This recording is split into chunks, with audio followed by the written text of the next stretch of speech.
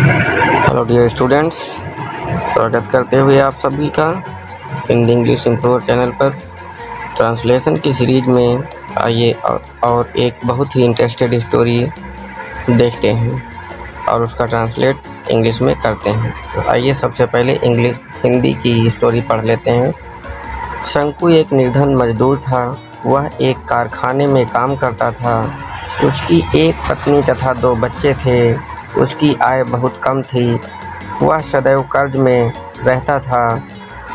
उसको रुपया उधार लेना पड़ता तथा ब्याज देना पड़ता था, अतः वह बहुत परेशान था। वह अपनी समस्याएं हल करना चाहता था। उसे केवल एक ही रास्ता सूझा। उसके कारखाने में एक अंग्रेज इंजीनियर था जिसके पास सोने की घड़ी थी। जब वह लंच के लिए जाता था तो वह अपनी घड़ी को मेज पर छोड़ जाता था। अपनी मुसीबतों से छुटकारा पाने के लिए शंकु ने घड़ी चुराने का निश्चय कर लिया। मध्य अवकाश के समय जब इंजीनियर अपने कमरे से बाहर चला गया तो शंकु ने उसकी घड़ी अपनी जेब में रख ली। घड़ी चुराने के बाद उसने महसूस किया कि एक आदमी ने उसे देख लिया है। वह सिर से पांव तक कांपने लगा। अंत में उसने अपनी जेब से घड़ी निकाली और उसे इंजीनियर की मेज पर रख दिया। इस प्रकार बुराई पर अच्छाई की विजय हुई।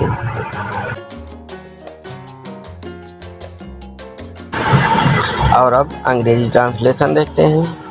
शंकु was a poor labourer. He worked in a factory. He had a wife and 2 children. His income was very low. He was always in debt.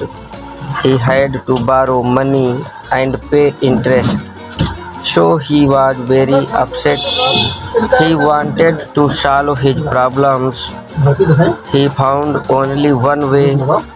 There was an English engineer in his factory who had a gold watch. He would leave his watch on the table when he went to lunch. To get rid of his troubles, Shunku decides to steal the watch. When the engineer left his room at mid-holiday,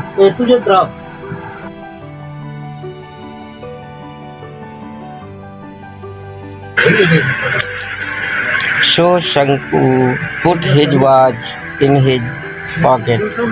After stealing the watch, he realized that a man had seen him. He trembled from head to toe. At last, he took the watch out of his pocket and put it again on the engineer's desk. Thus, good triumphs over evil. This was the latest story. I hope you may enjoy this.